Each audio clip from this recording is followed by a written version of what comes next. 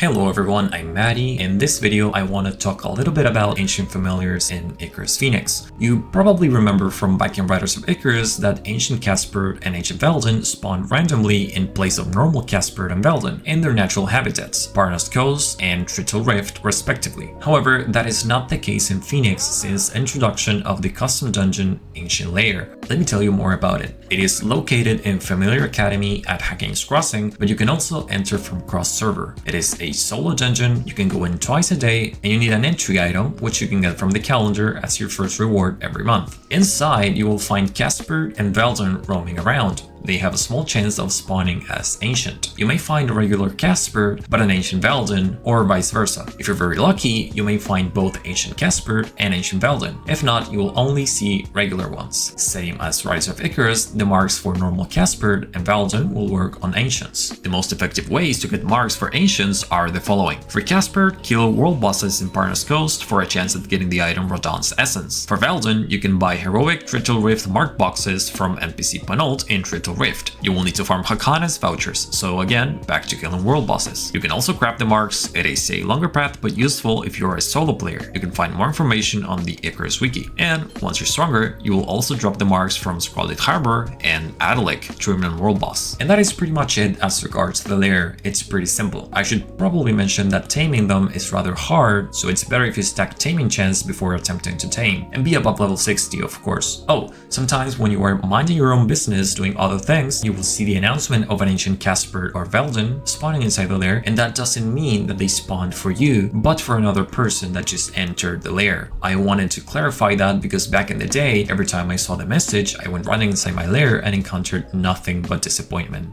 But Maddie, what about ancient Magnatu? Is he inside the lair too? Well, ancient Magnatu is the only ancient that can still be found in the wild. You see, the ancient lair functions as a way to reduce toxicity amongst players, but the devs thought it would be a good idea for players to still fight over Magnatu. At the end of the day, the mount is in a PvP zone. Inside the Purgatory and Stygia, you can find regular Magnatu spawn every 8 hours and ancient every 6. Now, what can I do with ancient familiars? Well, they have 4 main uses. 1.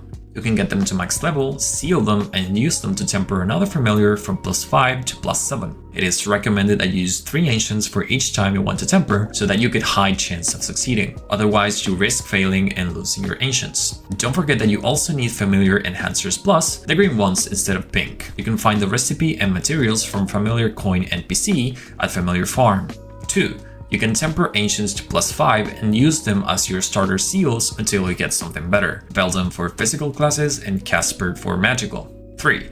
You can use them as pets. Caspert has a very strong healing skill, very useful, and Veldon has a unique debuff that decreases the target's overall defense for a few seconds. 4.